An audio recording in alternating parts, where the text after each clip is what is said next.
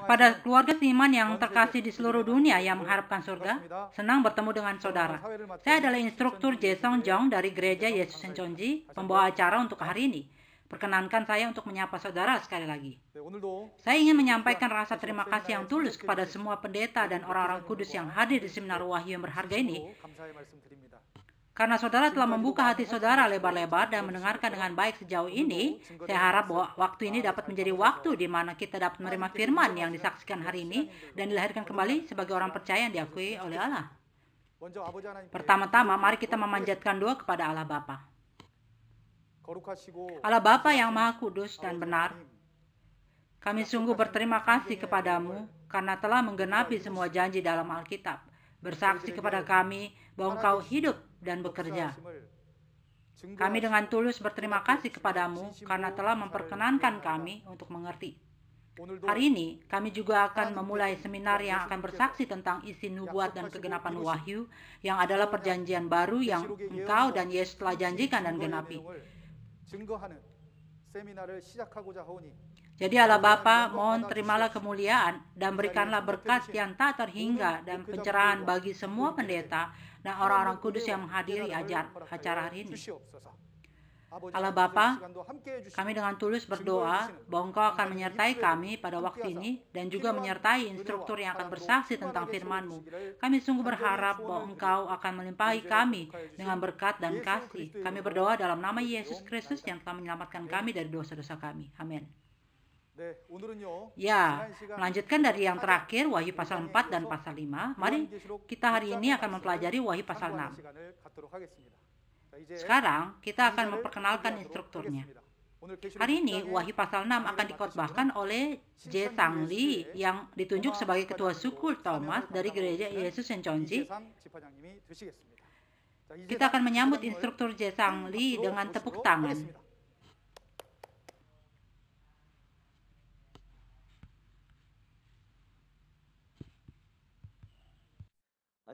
Halo, salam damai sejahtera.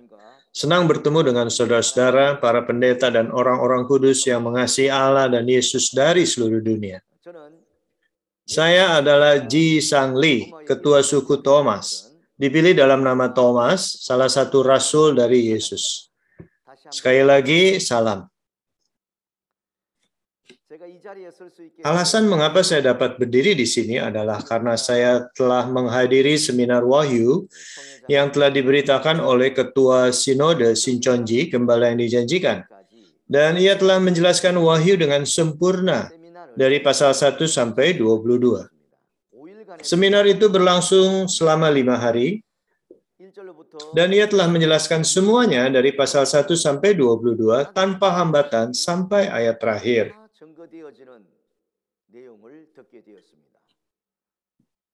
Saya telah mendengar semuanya dan saya merasa terkejut olehnya. Sampai saat itu, tidak ada seorang pun yang dapat menjelaskan wahyu. Dan jika orang-orang terhambat di tengah-tengah, biasanya mereka hanya akan berkata, kita tidak dapat menyelaminya terlalu dalam. Jadi, saya belum pernah mengalami seorang pun menjelaskan wahyu secara keseluruhan. Namun, melalui seminar 5 hari itu, ia telah menjelaskan semua isi tanpa meninggalkan satu ayat pun. Dan ketika saya mendengar isi-isinya itu, saya sangat dipenuhi dengan kasih karunia dan sukacita. Ia telah mengatakan bahwa dunia kegelapan akan berakhir, dan sebuah dunia yang indah di mana Allah memerintah akan tiba. Kalau begitu, bukankah Allah memerintah sampai sekarang? Dunia yang diperintah oleh Allah dikatakan bahwa tidak ada lagi maut atau ratap tangis atau duka cita atau penderitaan. Namun di dunia ini semua ratap tangis, perkabungan, berbagai perang dan penderitaan adalah karena bukan Allah yang benar yang telah memerintah dunia ini, tetapi setan, si iblis yang telah menyesatkan semua bangsa. Tetapi pada waktu kegenapan wahyu, pekerjaan Allah yang sesungguhnya pada akhirnya akan terjadi. Dan ketika saya mendengarkan itu, bahwa hal-hal baik seperti itu akan terjadi, saya sangat tergerak olehnya. Dan saya memeriksa dan memastikan ini. Semakin saya memastikan, semakin saya menyadari bahwa firman ini benar dan akurat. Nah, oleh karena itu, saya berdiri di sini pada waktu ini untuk membagikan kepada semua orang firman yang telah saya pelajari melalui Ketua Sinode Gembala yang dijanjikan. Hari ini, saya akan membahas tentang isi-isi dari Wahyu pasal 6.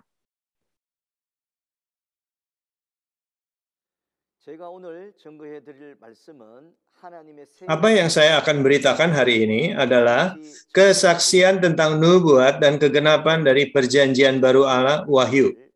Dan hari ini kita akan masuk ke dalam isi-isi dari pasal 6.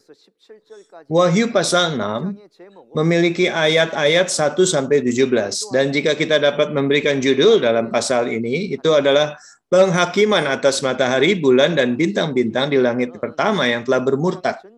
Kita harus mengerti dan mengingat judul ini dengan baik. Jika kita lakukan itu, maka kita akan dapat mengerti peristiwa dari seluruh pasal ini dengan cepat. Jika kita membahas rangkuman kunci dari pasal 6, itu adalah waktu penghakiman itu terjadi. Penghakiman ini terjadi setelah Yesus mendapatkan gulungan kitab termeterai, yang dimeterai dengan 7 meterai di tangan kanan Allah, dan saat Yesus membuka meterai-meterainya, penghakiman terjadi. Siapa yang menghakimi? Itu adalah Yesus yang datang dalam tubuh rohani. Dan dia menghakimi melalui 4 makhluk hidup yang kita lihat di pasal 4. Mereka ini adalah para penghulu malaikat dari pasukan surgawi. Lalu siapakah mereka yang menerima penghakiman dan di mana mereka? Bukankah ini sangat penting? Jika orang-orang tidak tahu tentang siapa yang menerima penghakiman di sini, maka ada kasus-kasus di mana isi-isi pasal ini, 6 ini secara salah dipahami oleh orang-orang. Bahwa itu adalah malapetaka atas seluruh dunia, atau semacam penghakiman atas dunia. Namun, ini tidak demikian. Dan itulah mengapa kesaksian dari seorang yang telah melihat dan mendengar adalah sangat penting.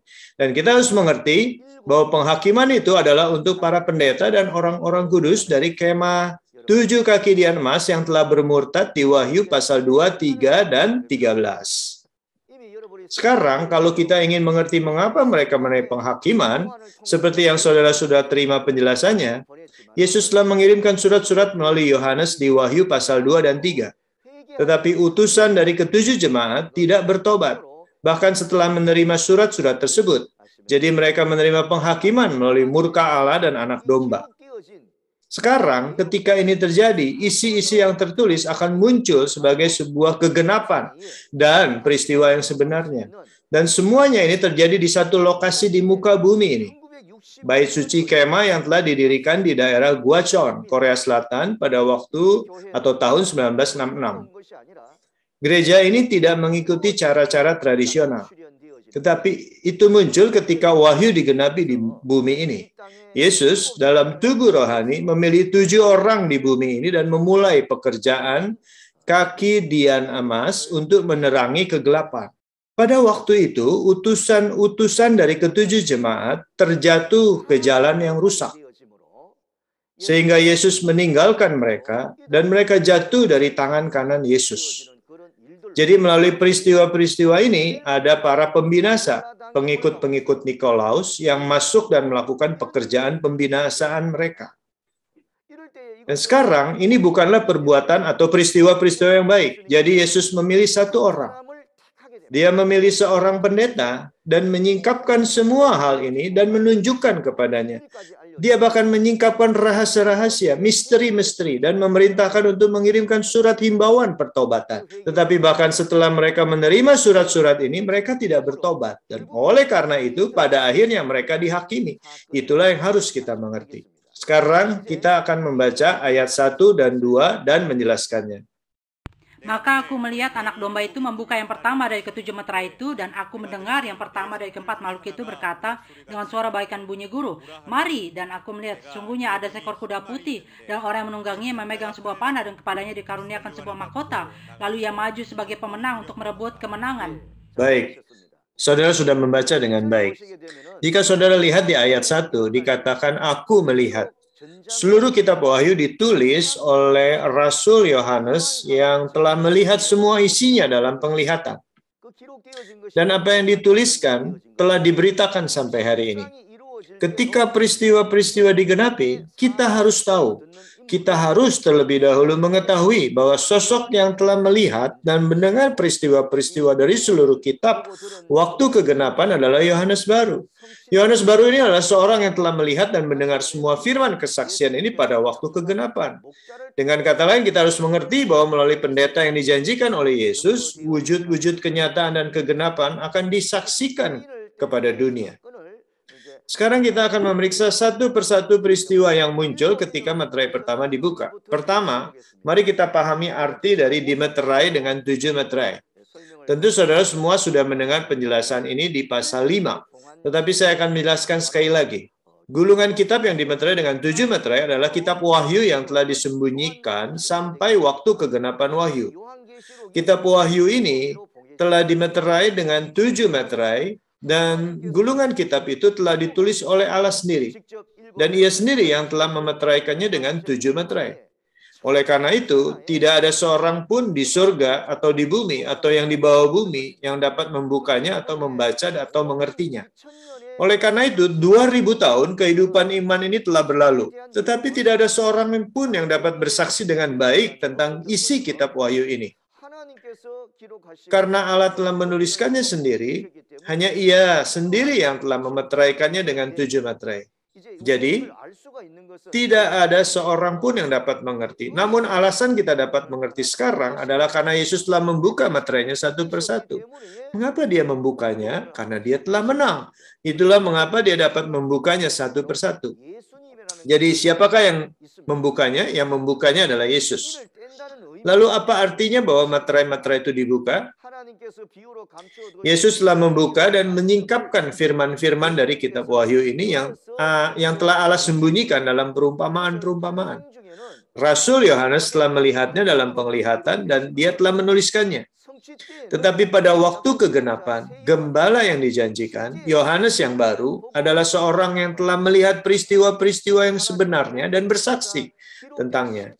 Setiap kali meterai itu dibuka, wujud-wujud sebenarnya dari apa yang telah dituliskan muncul. Ketujuh meterai di Wahyu ini dibuka sampai Wahyu pasal 8. Dan itulah mengapa itu disebut Wahyu Yesus Kristus. Ini adalah Wahyu Yesus Kristus karena semua meterainya dibuka oleh Yesus. Dan kita harus mengerti bahwa hanya ada satu orang yang telah melihat dan mendengar semuanya ini, dan itu adalah Yohanes Baru, gembala yang dijanjikan pada waktu kegenapan.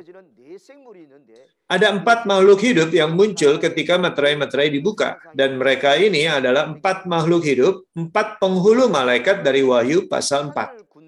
4 penghulu malaikat ini adalah pemimpin dari pasukan tentara surgawi yang menggerakkan pasukan tentara itu. Di Sakaria pasal 6 ayat 1-5 dikatakan kereta berkuda. Yang pertama kuda-kuda merah, kereta berkuda kedua kuda-kuda hitam, yang ketiga kuda putih, dan keempat adalah kuda berbelang-belang. Alasan mengapa kita membaca Sakaria bersamaan dengan isi ini adalah karena di Wahyu pasal 6, setiap kali meterai dibuka, peristiwa-peristiwa yang mirip terjadi. Kuda putih muncul, kuda merah, hitam, dan hijau kuning muncul. Dan demikian, kita harus mengerti bahwa ini adalah kuda-kuda, bukanlah hanya satu kuda. Jadi mohon pahami, keempat kereta berkuda, keempat angin, keempat makhluk hidup, dan keempat penghulu malaikat adalah pasukan tentara surgawi. Dan ada seorang penghulu malaikat yang menggerakkan para penghuni surgawi. Atas perintah siapakah para penghulu malaikat bekerja? Melalui perintah Yesus.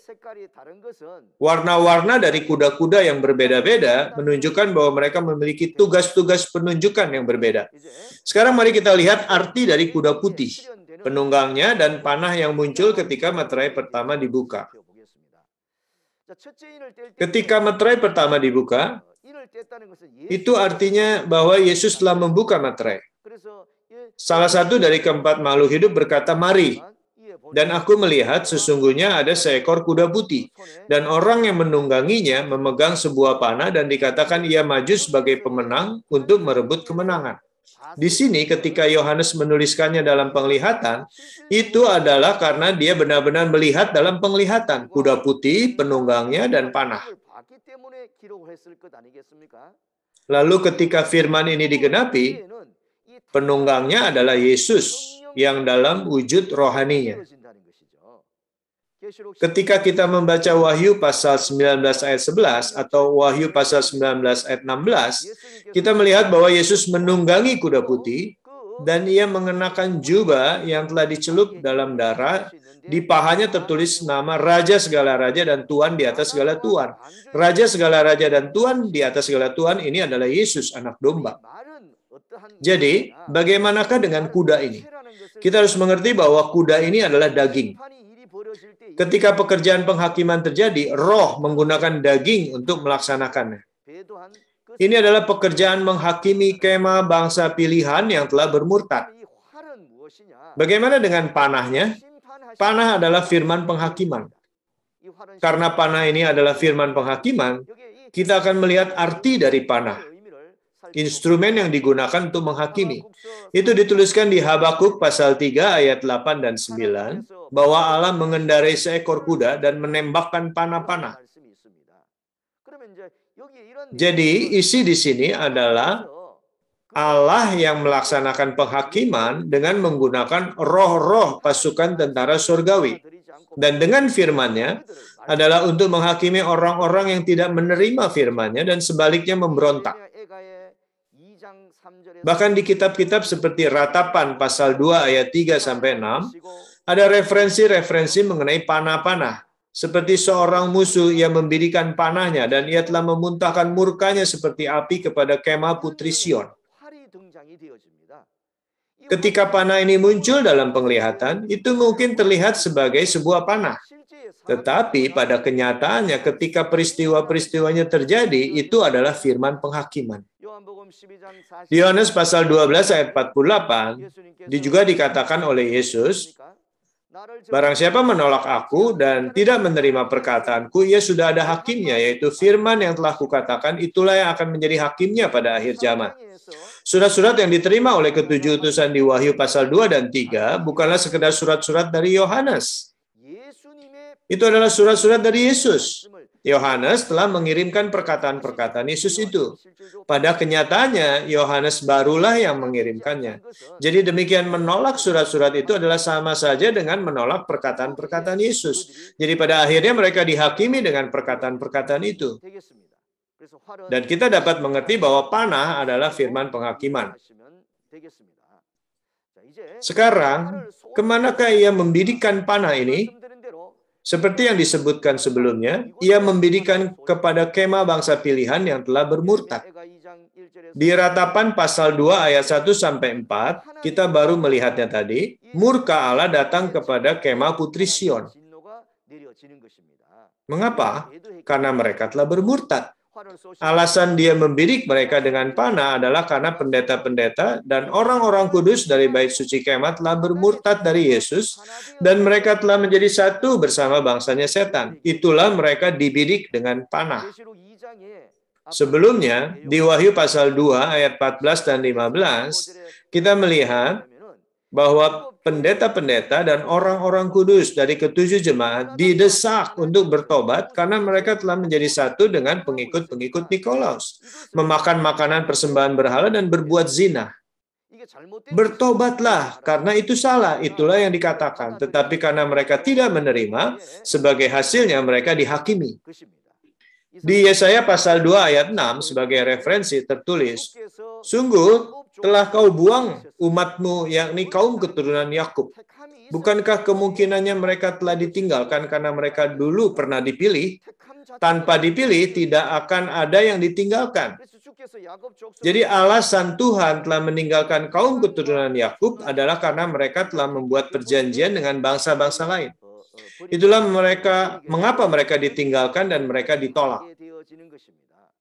Arti dari pemenang yang merebut kemenangan dapat dimengerti bahwa sama seperti Yesus telah menang pada waktu kedatangan pertama, ia juga mengalahkan setan si iblis pada waktu kedatangan kedua pada saat kegenapan wahyu. Untuk ini, saudara dapat mengacu kepada apa yang tertulis di Yohanes pasal 16 ayat 33. Sekarang mari kita membaca pembukaan materai yang kedua. Dan ketika anak domba itu membuka meterai yang kedua, aku mendengar makhluk yang kedua berkata, "Mari, dan majulah seekor kuda lain, seekor kuda merah padam, dan orang menungganginya dikaruniakan kuasa untuk mengambil damai sejahtera dari atas bumi, sehingga mereka saling membunuh, dan kepadanya dikaruniakan sebilah pedang yang besar." Sekarang mari melihat peristiwa-peristiwa ketika meterai kedua dibuka. Seorang yang membuka meterai kedua adalah Yesus, anak domba. Dan kemudian ada kuda merah, penunggangnya, dan pedang besar yang muncul. Kuda merah, penunggangnya, dan pedang besar muncul untuk mengambil damai sejahtera dari bumi. Hal ini dituliskan karena dalam penglihatannya, kuda merah, penunggang, dan pedang besar benar-benar dilihat. Namun saya harap saudara mengerti bahwa ketika peristiwa-peristiwa ini terjadi dalam kenyataan, bahwa para penunggangnya muncul sebagai roh-roh, dan roh-roh ini menggunakan daging-daging di muka bumi ini untuk melaksanakan pekerjaan-pekerjaan itu. Roh-roh ini adalah banyak roh, sama seperti tentara-tentara dari pasukan tentara surgawi. Dan roh-roh ini menggunakan daging untuk bekerja. Pedang besar di sini adalah firman penghakiman. Jadi pedang besar ini bukanlah pedang besar yang sebenarnya. Itu hanya pedang besar dalam penglihatan. Pedang besar ini adalah pedang-pedang yang kita lihat digunakan sebagai senjata-senjata dalam perang dan pertarungan. Tetapi arti dari pedang besar ketika itu digenapi, digunakan sebagai instrumen untuk menghakimi. Orang-orang diminta untuk bertobat, tetapi mereka tidak bertobat. Dan mengenai ini, di Wahyu pasal 2 ayat 16, Yesus telah berkata, "Aku akan memerangi mereka dengan pedang di mulutku." Pedang di mulut melambangkan firman penghakiman yang keluar dari mulut. Itu ditulis dalam Efesus pasal 6 ayat 17, bahwa pedang roh adalah firman Allah. Pertarungan kita bukanlah melawan darah dan daging, tetapi melawan penghulu-penghulu dunia yang gelap dan melawan roh-roh jahat. Jadi demikian, untuk melawan rancangan-rancangan iblis dengan efektif, kita harus mengenakan perlengkapan senjata Allah yang adalah firman. Dan kita harus memiliki firman dari Roh Kudus dan pedang itu. Di dalam Alkitab, khususnya di sini di Wahyu pasal 6, kuda-kuda dan senjata-senjata yang muncul setiap kali satu meterai dibuka bukanlah senjata-senjata yang digunakan untuk membunuh orang yang bertarung dalam perang dunia fisikal, tetapi mereka digunakan sebagai instrumen-instrumen penghakiman. Mengenai kenyataan bumi di mana damai sejahtera diambil darinya, ini bukan berarti bahwa damai sejahtera dari seluruh bumi diambil. Orang-orang sudah salah paham mengenai ini dan membayangkan apakah semacam perang-perang dunia adalah peristiwa-peristiwa yang terjadi ketika meterai-meterai dibuka. Namun, kita dapat mengerti bahwa apa yang tertulis sebenarnya berlaku kepada kenyataan di bumi ini. Bait suci kemah yang telah memulai dengan roh dan kembali kepada daging, bangsa pilihan yang telah bermurtad. Yesus telah berkata di Matius pasal 10 ayat 34, "Jangan kamu menyangka bahwa aku datang untuk membawa damai di atas bumi. Aku datang bukan untuk membawa damai, melainkan pedang."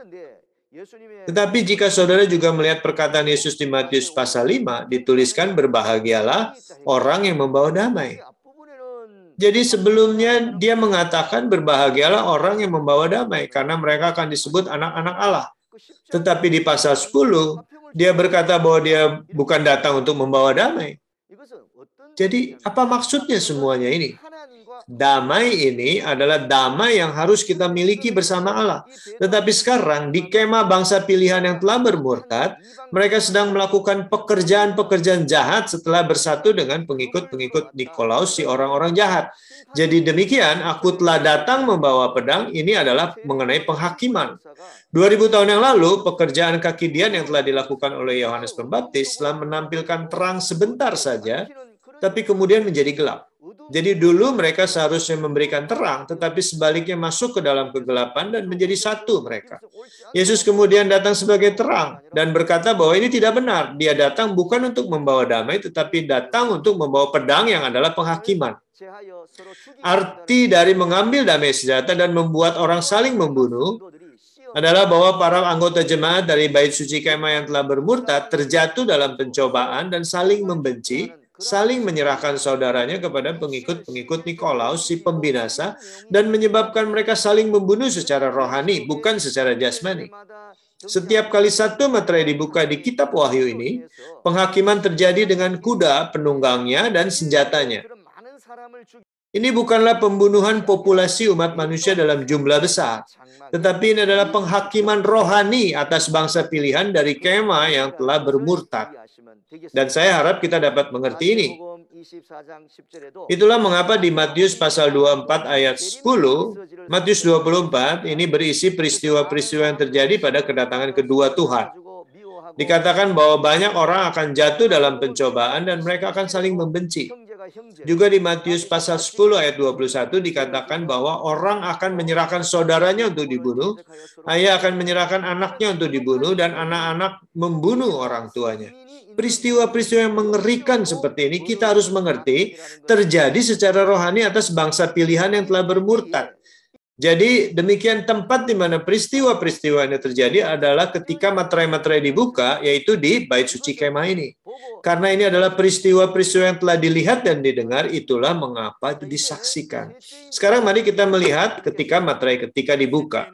Dan ketika anak domba itu membuka materai yang ketiga, aku mendengar makhluk yang ketiga berkata, "Mari." Dan aku melihat sesungguhnya ada seekor kuda hitam dan orang menungganginya memegang sebuah timbangan di tangannya. Dan aku mendengar seperti ada suara di tengah-tengah keempat makhluk itu berkata, "Secupak gandum sedinar dan 3 cupak jelai sedinar, tapi jangan rusakkan minyak dan anggur itu." Ketika materai ketiga dibuka, kita melihat kuda hitam, penunggang, dan sebuah timbangan di tangannya. Sama halnya di sini, penglihatan kuda hitam dan penunggangnya yang memegang sebuah timbangan dilihat dalam bentuk penglihatan. Dan itulah mengapa hal itu dituliskan demikian. Tapi ketika peristiwa sebenarnya terjadi, penunggang ini mengacu kepada roh. Kuda-kuda mengacu kepada daging, yaitu manusia di bumi. Dan itu berarti bahwa roh bekerja melalui manusia. Timbangan ini bukanlah timbangan secara harfiah, tetapi firman Allah yang menimbang iman dan perbuatan-perbuatan. Mari kita gunakan waktu ini dan mengerti arti dari timbangan sebagai sebuah alat penghakiman. Ketika melihat dunia ini bukan berarti bahwa kita melakukan peperangan atau pertarungan dengan timbangan-timbangan yang harfiah, bukan? Jadi kita dapat mengerti bahwa ini adalah peristiwa rohani melalui alat penghakiman ini. Ketika kalian melihat Amsal pasal 24 ayat 12, ada ungkapan yang mengatakan, Allah yang menimbang hati. Bagaimana kita dapat menimbang hati di dalam sebuah timbangan? Bagaimana kita dapat menentukan apakah seseorang layak di mata Allah atau tidak? Bukankah kita dapat mengetahuinya dengan melihat apakah seseorang memegang dan menaati firman dan melakukannya atau melanggarnya? Jadi timbangan yang menimbang hati ini mengacu kepada firman Allah. Di 1 Samuel pasal 2 ayat 3, dikatakan bahwa Allah menimbang perbuatan. Tetapi apa yang dapat diakui oleh Allah atau tidak, itu bergantung kepada apakah mereka bertindak sesuai dengan firman ini atau tidak. Jadi mereka ditimbang melalui firman Allah. Juga di Daniel pasal 5, jika kita melihat ayat referensinya, itu adalah tentang Raja Belsasar. Ada jari yang datang dan menulis Mene Mene Tekel Ufarsin. Dan tidak ada seorang pun yang dapat mengerti arti kata-kata itu. Namun hanya Daniel yang telah Allah pilih pada waktu itu yang dapat menyingkapkan artinya. Dan kata tekel berarti bahwa raja ditimbang dengan raja dan didapati terlalu ringan. Tetapi ini bukan berarti bahwa raja tersebut memiliki berat badan sekian supaya dapat menjabat seorang raja, bukan? Jadi faktanya bahwa raja ditemukan terlalu ringan di neraca, berarti ia didapati terlalu ringan di hadapan firman-firman Allah. Jadi kita harus mengerti bahwa timbangan adalah firman Allah yang menimbang iman dan perbuatan. Sekarang dikatakan di sini, secupak gandum sedinar, 3 cupak jelai sedinar. Ini berarti bahwa ada benih iman yang tersisa melalui firman Yesus yang tidak berubah selama masa penghakiman ini. Mari kita bahas lebih jauh. Ketika bicara tentang timbangan, harus ada skala atau pendulum yang menjadi standar. Jadi orang-orang ini yang layak menerima sedinar secupak gandum dan 3 cupak jelai adalah orang-orang yang memenuhi syarat. Sama halnya surat himbauan pertobatan yang telah dikirimkan kepada kemah ke-7 kaki dian emas yang telah bermurtad. Tetapi di Wahyu pasal 3 ayat 4 dan 5 ada mereka yang layak, yang tidak mencemarkan pakaian-pakaian mereka. Jadi demikian dikatakan, sama seperti itu, ada dia yang menang, yang mengenakan pakaian putih. Ini adalah contoh-contoh dalam iman yang telah diambil dari Wahyu pasal 3 ayat 4 dan 5. Tetapi ada orang-orang yang didesak untuk bertobat, tapi tidak ada pertobatan. Jadi itulah mengapa penghakiman terjadi. Orang-orang ditimbang untuk melihat jika ada seorang pun yang layak untuk firman-firman ini. Tetapi tidak ada yang lain selain mereka yang mengenakan pakaian putih dan tidak mencemarkan pakaian-pakaian mereka. Sama seperti secupak gandum dan 3 cupak jelai. Jadi pekerjaan menyimpan sedikit ini, sedikit jumlah yang tersisa. Di Yesaya pasal 1 ayat 8 dan 9 dikatakan, seandainya Tuhan semesta alam tidak meninggalkan pada kita sedikit orang yang terlepas, kita sudah menjadi Sodom dan sama seperti Gomora. Pada zaman Nuh dan Lot juga ada penghakiman. Bukankah juga ada penghakiman pada zaman Wahyu? Pada zaman Nuh, hanya keluarga Nuh yang masuk ke dalam bahtera dan layak. Dan hanya mereka yang menuruti firman dan melarikan diri dari kota yang dapat selamat dari penghakiman atas Sodom dan Gomora. Sama halnya dikatakan bahwa ketika Yesus datang kembali, kedatangan anak manusia akan seperti zaman Nuh dan Lot. Jadi demikian, selama masa penghakiman itu, kita dapat melihat akan ada sedikit yang tersisa juga. Sedikit benih yang tersisa ini adalah yang tinggal dan akan lanjut melakukan pekerjaan-pekerjaan yang lebih besar. Kita akan melanjutkan tentang ini nantinya. Dan lihat kembali dikatakan, tetapi jangan rusakkan minyak dan anggur itu. Ketika kita melihat Wahyu pasal 11 ayat 3 dan 4, ada 2 saksi. Dan mereka disebut sebagai 2 pohon zaitun. Mereka juga adalah 2 kaki dian. Apa yang keluar dari pohon zaitun adalah minyak zaitun. Dan perkataan-perkataan yang disaksikan oleh para saksi tentang apa yang telah mereka lihat dan dengar, yaitu minyak zaitun. Jadi dikatakan jangan rusakkan itu. Ketika dikatakan jangan rusakkan anggur, buah-buah anggur datang dari pokok anggur. Dan minuman anggur dihasilkan dari buah-buah anggurnya. Jadi demikian di dalam logika ini, Yesus telah berkata bahwa ia adalah pokok anggur yang benar. Jadi firman-firman Yesus menjadi minuman anggur. Untuk menjelaskan sedikit lebih jauh, ketika kita pikirkan Wahyu pasal 1 ayat 2, dikatakan Yohanes bersaksi tentang firman Allah dan kesaksian dari Yesus, yaitu semua yang telah dia lihat. Kesaksian dari Yesus ini adalah firman Yesus. Semuanya yang telah ia lihat adalah peristiwa yang sebenarnya yang telah dilihat dan didengar, bukan? Dengan demikian, anggur dan minyak ini memberitahukan kita untuk jangan merusakkannya, artinya jangan melukai mereka yang memiliki perkataan-perkataan kesaksian dan firman Yesus. Sekarang mari kita baca peristiwa-peristiwa yang terjadi dengan materai keempat. Dan ketika anak domba itu membuka meterai yang keempat, aku mendengar suara makhluk yang keempat berkata, "Mari." Dan aku melihat sesungguhnya ada seekor kuda hijau kuning dan orang menungganginya bernama Maut, dan kerajaan Maut mengikutinya. Dan kepada mereka diberikan kuasa atas 1/4 dari bumi untuk membunuh dengan pedang dan dengan kelaparan dan sampar dan dengan binatang-binatang buas yang di bumi. Di sini berisi tentang kuda hijau kuning dan penunggangnya muncul. Dan penunggangnya bernama Maut. Dan mereka membunuh melalui binatang-binatang buas di bumi. Mari kita lihat ini satu persatu. Kuda hijau kuning dan penunggangnya telah muncul. Seperti yang disebutkan sebelumnya, penunggang-penunggang yang muncul ini adalah roh-roh. Sekarang, faktanya bahwa nama penunggang adalah maut, berarti bahwa ia memiliki tugas penunjukan untuk membunuh, tugas untuk membunuh. Oleh karena itu, para penunggang adalah roh-roh, dan kuda-kuda ini adalah daging yang ada di bumi. Roh-roh menggunakan daging untuk bekerja. Dan apakah artinya dibunuh oleh binatang-binatang buas di bumi?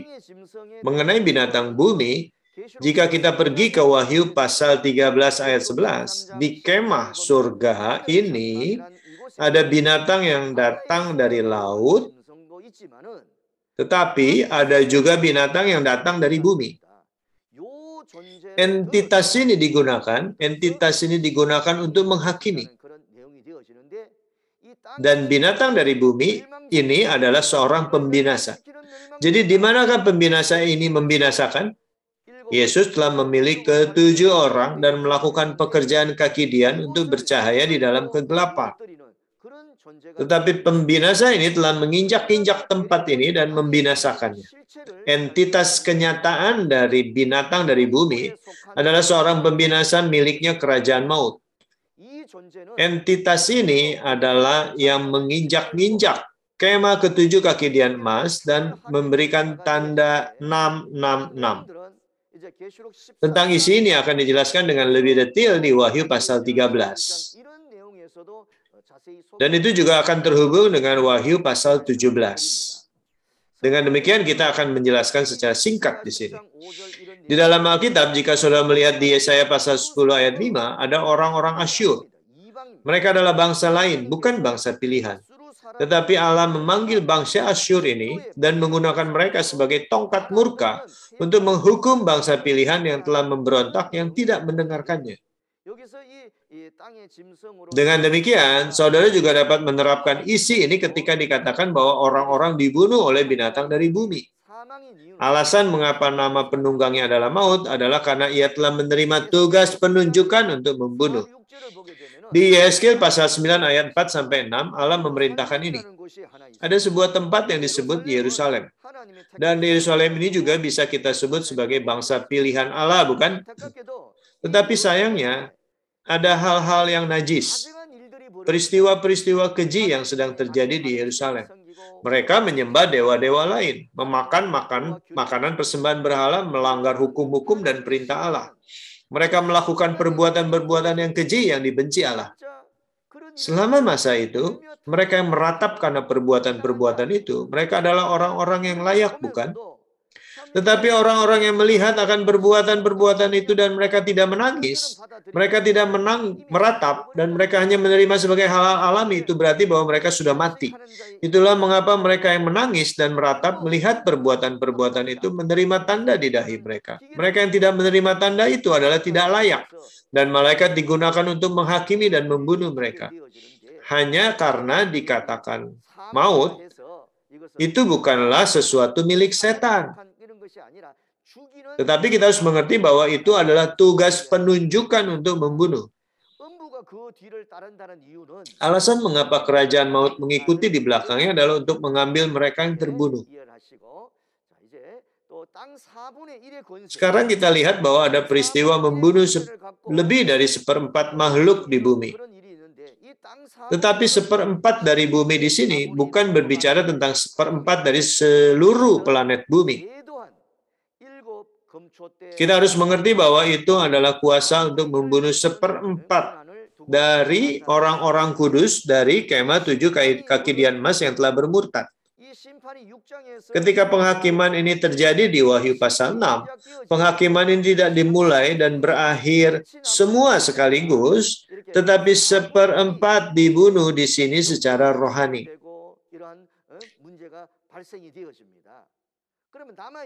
Sekarang ada orang-orang yang tersisa, bukan? Mereka dibunuh 1/3, 1/3, dan 1/3 seperti yang terlihat di Wahyu pasal 8 dan 9. Mereka dihakimi dan dibunuh secara rohani dan secara bertahap. Dan dengan demikian, karena kita akan melanjutkan lagi di sini saat ini, itu adalah penghakiman atas yang seperempat ini.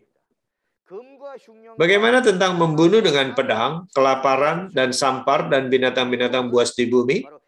Pedang adalah firman penghakiman, dan kelaparan mengacu kepada kelaparan yang rohani tanpa firman.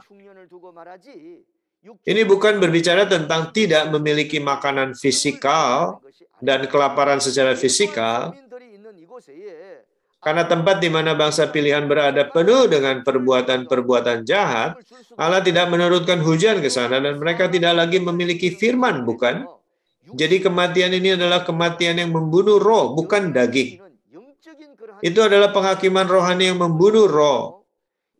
Dan binatang buas di bumi adalah seorang pembinasa milik kerajaan maut. Sama seperti bangsa Asyur digunakan sebagai tongkat untuk menghukum bangsa pilihan yang memberontak, kita harus mengerti bahwa binatang-binatang buas di bumi adalah para pembinasa milik kerajaan maut. Sekarang mari kita lihat ketika materai kelima dibuka. Dan ketika anak domba itu membuka materai yang kelima, aku melihat di bawah mesbah jiwa-jiwa mereka yang telah dibunuh oleh karena firman Allah, oleh karena kesaksian yang mereka miliki, dan mereka berseru dengan suara nyaring, katanya, berapa lamakah lagi, ya penguasa yang kudus dan benar, engkau tidak menghakimi dan tidak membalaskan darah kami kepada mereka yang diam di bumi, dan kepada mereka masing-masing diberikan selai jubah putih, dan kepada mereka dikatakan bahwa mereka harus beristirahat sedikit waktu lagi, hingga genap jumlah kawan-kawan pelayan dan saudara-saudara mereka yang akan dibunuh sama seperti mereka. Ya, ketika materai kelima dibuka, para martir muncul dan berseru untuk meminta pembalasan atas darah mereka. Para martir di bawah mesbah ini berteriak. Mesbah di sini mengacu kepada di bawah mesbah di hadapan tahta Allah di Wahyu pasal 4. Itu adalah tempat yang sama di mana keempat makhluk hidup berada. Alasan mereka meminta untuk menghakimi orang-orang yang diam di bumi adalah bahwa mereka yang diam di bumi sekarang adalah para pembinasa, pendeta-pendetanya setan. Dan karena mereka adalah para pembinasa, menghakimi mereka berarti bahwa setan juga dihakimi. Itulah mengapa mereka meminta agar orang-orang yang diam di bumi dihakimi. Lalu kapankah pembalasan atas darah para martir digenapi? Ada waktu ketika Babel, yang adalah tempat kediaman iblis, dihakimi. Pembalasan mereka diberikan melalui penghakiman atas pembinasa ini, si musuh, yaitu iblis. Jadi harus ada peristiwa-peristiwa tertentu sampai pada saat itu, itulah mereka disuruh untuk menunggu. Jika kita melihat sekilas di sini, di Wahyu pasal 18 ayat 20, dikatakan bahwa Allah telah menghakiminya sebagaimana yang telah dia perbuat kepadamu. Jadi pembalasan darah itu dibayarkan setelah peristiwa-peristiwa Wahyu pasal 16, 17, dan 18. Dan kemudian pembalasan itu digenapi. Alasan mengapa jubah-jubah putih diberikan adalah bahwa perbuatan-perbuatan para martir diakui sebagai benar. Mereka telah dipenggal untuk pekerjaan Allah dan untuk kesaksian dari Yesus. Jadi mereka diberikan jubah-jubah putih berarti bahwa perbuatan-perbuatan mereka diakui sebagai benar. Wujud-wujud dari kawan-kawan pelayan dan saudara-saudara, di sini dikatakan bahwa jumlah kawan-kawan pelayan dan saudara-saudara harus digenapi. Kawan-kawan pelayan adalah pendeta-pendeta dan orang-orang kudus dari kemah ketujuh kaki dian emas yang telah bermurtad ini. Mengapakah mereka disebut sebagai kawan-kawan pelayan? Karena para martir juga telah dipilih Allah dan mereka telah dipilih oleh Yesus dan mereka telah taat sampai maut. Namun pada waktu kegenapan Wahyu, pendeta-pendeta dan orang-orang kudus dari kemah ketujuh kaki dian emas yang telah dipilih telah melanggar perjanjian yang telah diberikan. Dan dengan demikian, pada akhirnya mereka dihakimi melalui murka Allah. Mereka dulu juga adalah bangsa pilihan, tetapi mereka bukan bangsa pilihan yang telah menepati perjanjian. Mereka adalah bangsa pilihan yang telah bermurtad. Jadi kalau dalam sudut pandang bangsa pilihan saja, mereka dahulu adalah kawan-kawan pelayan dan saudara-saudara. Itulah mengapa diungkapkan secara demikian. Tetapi pada waktu ketika jumlah kawan-kawan pelayanan saudara sudah digenapi adalah waktu ketika pendeta dan orang-orang kudus kemah surga telah dibunuh sepertiga setiap waktu. Jadi ketika materai keempat dibuka, seperempat dari bumi telah dibunuh dengan pedang, kelaparan dan sampar dan binatang-binatang buas di bumi. Sehingga ada orang-orang tersisa, bukan? Ini akan berlanjut di pasal 8, 9, dan 12, dan begitulah bagaimana mereka dihakimi. Sekarang kita akan melihat isi-isi dari materai ke-6 yang dibuka. Isi yang paling penting adalah ketika materai ke-6 dibuka, dan jadi mari kita fokus dengan baik dan mendengarkan isi ini sehingga kita dapat mengerti. Mari kita baca referensi utama, Wahyu pasal 6 ayat 12-17. Maka aku melihat ketika anak domba itu membuka materai yang ke-6, sesungguhnya terjadilah gempa bumi yang dahsyat, dan matahari menjadi hitam bagaikan karung rambut, dan bulan menjadi merah seluruhnya bagaikan darah, dan bintang-bintang di langit berjatuhan ke atas bumi bagaikan pohon ara menggugurkan buah-buahnya mentah. Apabila ia digoncang angin yang kencang, maka menyusutlah langit bagaikan gulungan kitab yang digulung, dan tergeserlah gunung-gunung dan pulau-pulau dari tempatnya, dan raja-raja di bumi dan pembesar-pembesar serta perwira-perwira dan orang-orang kaya serta orang-orang berkuasa dan semua budak serta orang merdeka bersembunyi ke dalam gua-gua dan celah-celah batu karang di gunung. Dan mereka berkata kepada gunung-gunung dan kepada batu-batu karang itu, runtuhlah menimpa kami dan sembunyikanlah kami terhadap dia yang duduk di atas tahta dan terhadap murka anak domba itu, sebab sudah tiba hari besar murka mereka, dan siapa yang dapat bertahan? Isi yang paling penting di Wahyu 6 adalah ketika materai ke-6 dibuka.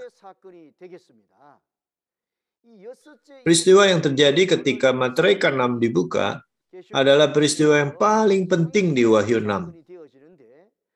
Gempa bumi yang besar ini mengacu kepada goncangan yang besar dari hati-hati para orang-orang kudus di kemah 7 kaki dian emas. Hati juga disebut sebagai bumi. Setiap kali materai dibuka, penghakiman disampaikan terus-menerus ke dalam kemah 7 kaki dian emas ini. Dan gempa bumi yang besar ini sekali lagi mengacu kepada saat hati mereka tergoncang. Dikatakan bahwa matahari, bulan, dan bintang-bintang menjadi gelap dan jatuh. Tetapi jika matahari sungguhan yang menjadi gelap, bulan tidak bersinar, dan bintang-bintang berjatuhan, maka tidak akan ada hal lain lagi yang terjadi setelahnya, bukan? Di dalam penglihatan, terlihat bahwa matahari menjadi gelap, bulan tidak lagi bersinar, dan bintang-bintang berjatuhan. Itulah mengapa dituliskan dengan cara demikian.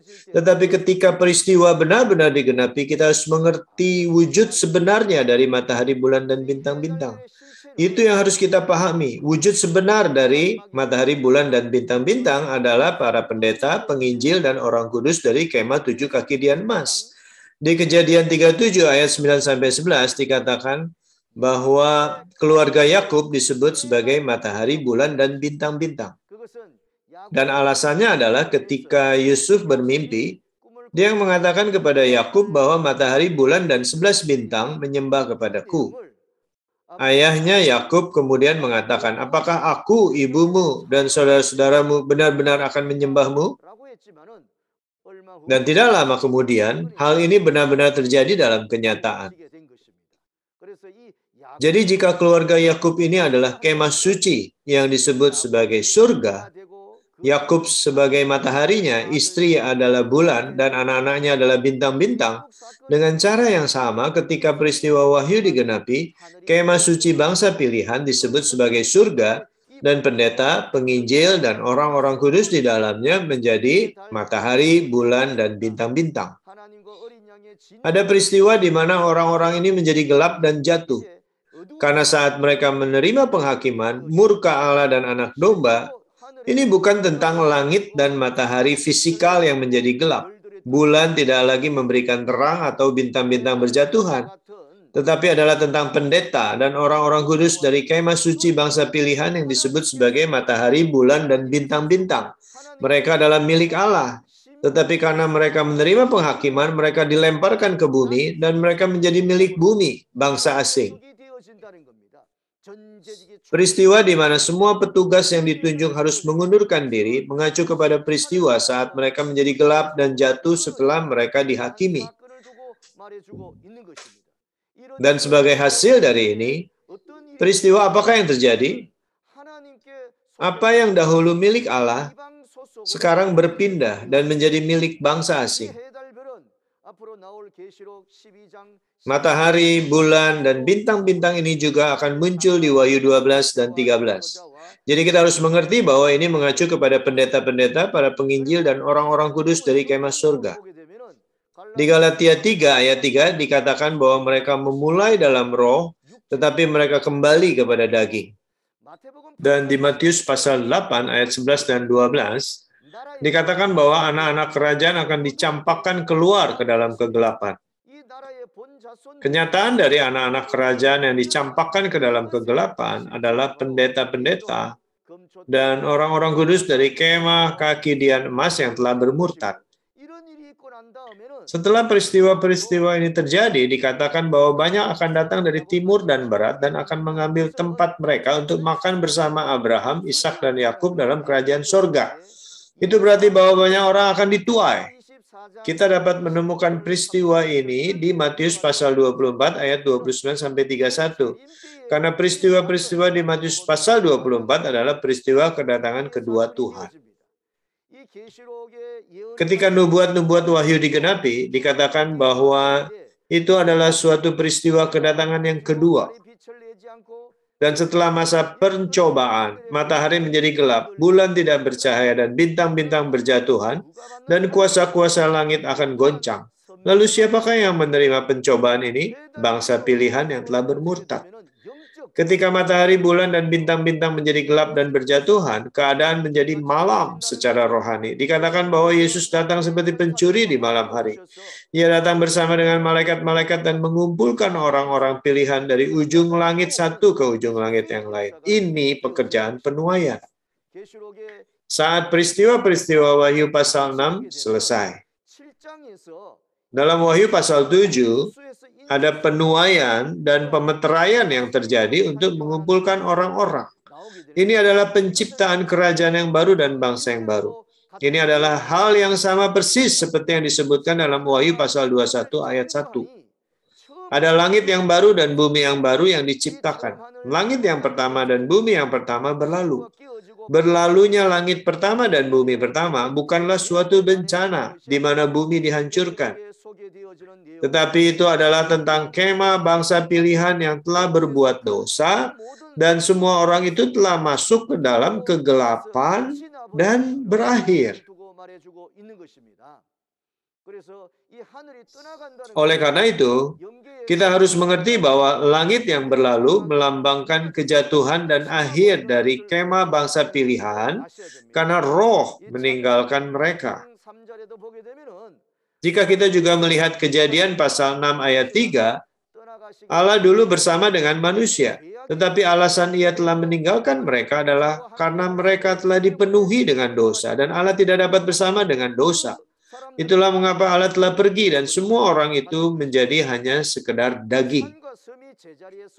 Setiap gunung dan pulau yang telah bergeser dari tempatnya melambangkan gereja-gereja cabang dari kemah ketujuh kaki dian emas, yang juga telah bergeser dari sisi Allah karena mereka dihakimi, dan mereka menjadi milik bangsa-bangsa lain, para pembinasa. Gunung-gunung dan pulau-pulau yang bergeser tidak terjadi secara peristiwa fisikal sebenarnya, tetapi hanya itu dituliskan dengan cara demikian.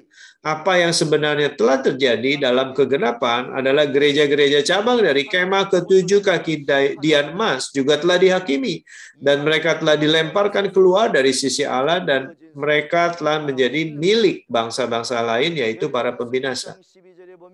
Isinya di sini sama seperti yang tertulis dalam Yeremia pasal 6 ayat 12, ketika dikatakan bahwa mereka yang dulu milik Allah dihakimi dan dilemparkan keluar dan menjadi milik orang lain. Kenyataan-kenyataan dari raja-raja di bumi, pembesar-pembesar, perwira-perwira, orang-orang kaya, orang-orang berkuasa, semua budak, semuanya ini adalah orang-orang kudus dan petugas-petugas yang ditunjuk dari kemah ketujuh kaki dian emas yang telah bermurtad. Mereka telah memulai dengan roh, tetapi kembali menjadi daging. Itulah artinya. Dan itulah mengapa mereka bersembunyi di gua-gua, di gunung-gunung, dan batu-batu karang. Artinya bersembunyi adalah bahwa mereka telah masuk ke dalam organisasi bangsa lain yang adalah para pembinasa. Gua adalah gelap, sama seperti pergi ke dalam kegelapan dan meninggalkan terang, bersembunyi di belakang gunung.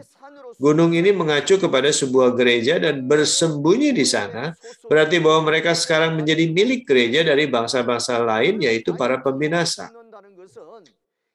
Dan bersembunyi dalam batu-batu karang berarti mereka bergantung kepada para pendeta dari bangsa-bangsa lain, yaitu para pembinasa. Apa yang diceritakan peristiwa ini kepada kita adalah bahwa mereka ditinggalkan melalui penghakiman, dan bukannya bertobat dan kembali kepada Allah, mereka memilih untuk menjadi milik bangsa-bangsa lain dan bergantung kepada mereka. Pada akhirnya, mereka dihakimi dan dilempar keluar dari tempat mereka. Dan mulai pasal 8 dan 9, sisa-sisa dari mereka dibunuh secara rohani oleh bangsa-bangsa lain, sepertiga tiap waktunya. Alasan mereka dilemparkan keluar ke bangsa-bangsa lain, seperti yang telah dijelaskan sebelumnya, peristiwa-peristiwa dalam Wahyu pasal 6 ini adalah tentang orang-orang yang dulu dipilih oleh Allah dan Yesus, dan pekerjaan sebagai kaki dian untuk menerangi kegelapan sementara. Tetapi karena kerusakan dan kemurtatan mereka, mereka telah terjatuh. Mereka telah dipanggil untuk bertobat, tetapi mereka menolak panggilan untuk bertobat ini dan tidak menerimanya. Sehingga mereka telah dihakimi dan berakhir. Mereka telah melanggar perjanjian dengan Allah seperti Adam. Dan mereka melayani dewa-dewa bangsa-bangsa lain. Itulah mengapa mereka dilempar keluar kepada bangsa lain. Bait suci kemah ini bukanlah sesuatu yang telah terjadi setelah diturunkan turun-temurun melalui tradisi. Tetapi ini adalah kemah yang dipilih secara spesifik dan dibangun oleh Yesus pada waktu kegenapan Wahyu. Allah telah bekerja bersama orang-orang ini untuk memberikan terang ke dalam kegelapan. Tetapi tidak lama setelah mereka dipilih, mereka menjadi rusak dan berdosa. Mereka telah makan makanan persembahan berhala, berbuat zina, dan mereka diberitahukan untuk bertobat, tetapi mereka tidak mendengarkan. Dan oleh karena itu mereka telah dibinasakan oleh penghakiman. Dan peristiwa-peristiwa sebenarnya telah muncul seperti yang kita lihat. Mari kita rangkum dari materai pertama sampai materai ke-6. Ketujuh utusan dari Bait Suci Kemah yang telah didirikan di tahun 1966 pada waktu kegenapan Wahyu bekerja sebagai pelita untuk mempersiapkan jalan. Setelah berada di tangan kanan Yesus, mereka telah menjadi rusak dan mereka terjatuh. Itulah mengapa mereka telah menerima surat-surat di pasal 2 dan 3. Tetapi ketujuh utusan yang tidak bertobat setelah menerima surat-surat dihakimi di tahun 1980-an. Sekitar 14 tahun setelah gereja itu didirikan dan semuanya berakhir. Mereka menjadi satu dengan bangsa-bangsa lain, menjadi milik mereka, dan hal ini menyebabkan pembinasaan dan akhir dari mereka. Sekarang, mari kita tarik kesimpulannya. Dalam Wahyu pasal 6, Yesus menghakimi bangsa pilihan yang telah bermurtad dengan menggunakan 4 makhluk hidup dari Wahyu pasal 4. Peristiwa yang paling penting dari semuanya ini adalah ketika materai ke-6 dibuka. Mereka yang telah berdosa di Wahyu pasal 6 dilemparkan keluar. Dan mereka adalah kenyataan-kenyataan dari anak-anak kerajaan di Matius 8, ayat 11 dan 12. Setelah kedatangan Yesus yang pertama, 2000 tahun yang lalu, bangsa pilihan yang telah bermurtad berakhir seperti yang kita lihat di Wahyu pasal 6. Dan mereka telah dilemparkan keluar, dibunuh oleh bangsa-bangsa lain di Wahyu pasal 8 dan 9. Setelah peristiwa-peristiwa Wahyu pasal 6, Wahyu pasal 7 memberitahukan kita tentang penciptaan kerajaan yang baru, 12 suku dengan pemeteraian dan penuaian. Ini adalah hal yang sangat memberi pengharapan dan menakjubkan, bukan? Saudara-saudara akan mendengar mulai ketua suku kami berikutnya mengenai bagaimana ke-12 suku ini diciptakan menurut Alkitab. Kekristenan hari ini terbagi menjadi banyak denominasi. Walaupun ada ratusan denominasi hari ini, tetapi kekristenan yang diciptakan kembali hanya satu. Di Amos pasal 3 ayat 7, Allah mengatakan bahwa Ia tidak melakukan sesuatu tanpa menyampaikan terlebih dahulu kepada hamba-hambanya, para nabi. Juga seperti ini, Allah menunjukkan seluruh pasal kitab Wahyu kepada satu pendeta dan membuatnya bersaksi mengenai ini. Di mana Allah dan Yesus berada, di mana mereka bersama, disitulah keselamatan berada. Di mana Allah dan Yesus berada, disitulah firman Allah berada. Dan firman Wahyu ini yang tidak dapat dilihat seorang pun, karena itu dimeterai dengan 7 meterai, sekarang dapat disaksikan secara sempurna karena itu telah dibuka oleh Yesus. Tempat di mana penjelasan datang adalah tempat di mana Allah dan Yesus berada. Dan tempat itu adalah gereja Yesus Shincheonji, Bait Suci Kemah Kesaksian. Kami berterima kasih kepada saudara semua karena telah meluangkan waktu mendengarkan seksi hari ini. Dan mohon ingatlah, kita adalah satu di dalam Allah dan Yesus. Kami berharap bahwa saudara akan mendengarkan sampai akhir untuk memastikan ini. Sehingga saudara memiliki iman yang sempurna dan menjadi orang-orang yang berharga yang akan berada dalam kasih karunia Allah dan Yesus sebagai satu bersama-sama. We are one. Mari kita berdoa. Allah Bapa yang Maha Kudus, yang kami syukuri, kami berterima kasih kepadamu karena telah membangunkan kita hari ini dan membuka firman kehidupan. Ketika Yesus datang kembali, firman yang tidak dapat dimengerti seorang pun ini, karena dimeterai dengan 7 meterai, pada waktunya dan telah dijanjikan, itu disampaikan oleh gembala yang dijanjikan. Sehingga semua peristiwa dapat ditunjukkan sebagai wujud kegenapan dan disaksikan kepada gereja-gereja. Sesuai dengan perintah itu di seluruh dunia, nubuat dan kegenapan wahyu sedang diberitakan. Kiranya Engkau menolong kami semua di sini yang mendengarkan firman ini untuk menerima dan menikmati berkat yang telah dijanjikan dengan mendengarkan, memahami, dan melakukan sesuai dengan firman ini. Mohon kirimkanlah malaikat-Mu untuk membimbing hati dan akal budi kami sehingga kami dapat mendengarkan sampai pada akhirnya. Kami memberikan semua rasa syukur dan hormat kepadamu Bapa yang adalah pencipta. Dan kami berdoa di dalam nama Yesus, penebus yang hidup. Amin. Terima kasih. Meterai Allah, apakah artinya ini? Meterai siapakah yang harus kita terima? Siapakah 144.000 orang itu? Bagaimanakah saudara mengetahui apakah saudara sudah dimeteraikan atau belum? Iman adalah jalan mengikuti Alkitab. Di Matius pasal 7 dikatakan, bahwa bukan setiap orang yang berseru Tuhan, Tuhan akan masuk kerajaan surga, tetapi hanya mereka melakukan kehendak Bapa. Mari kita memahami dengan sempurna firman Wahyu dan pergi ke kerajaan surga bersama-sama. Saudara juga telah menonton secara singkat Wahyu ke-7 yang akan kita bahas secara detail berikutnya. Saya berharap saudara tidak melewatkan sisi berikutnya dan bahwa saudara telah menerima pengertian berharga dan kasih karunia dari Allah. Gereja Yesus Shincheonji mematuhi semua protokol karantina saat mengadakan seminar. Kami berdoa saudara dalam keadaan baik-baik. Juga jika saudara memiliki pertanyaan apapun, mohon lihat nomor kontak kami di bawah dan kami akan menanggapi dengan tulus. Mari kita akhiri dengan doa Bapa kami. Bapa kami yang di surga, dikuduskanlah namamu. Datanglah kerajaanmu, jadilah kehendak-Mu di bumi seperti di surga.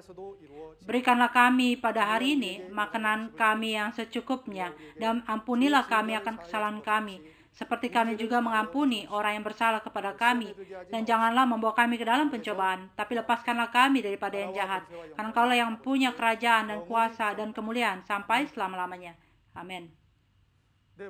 Ya, kita akan memberikan semua kemuliaan kepada Bapa dan Yesus. Terima kasih.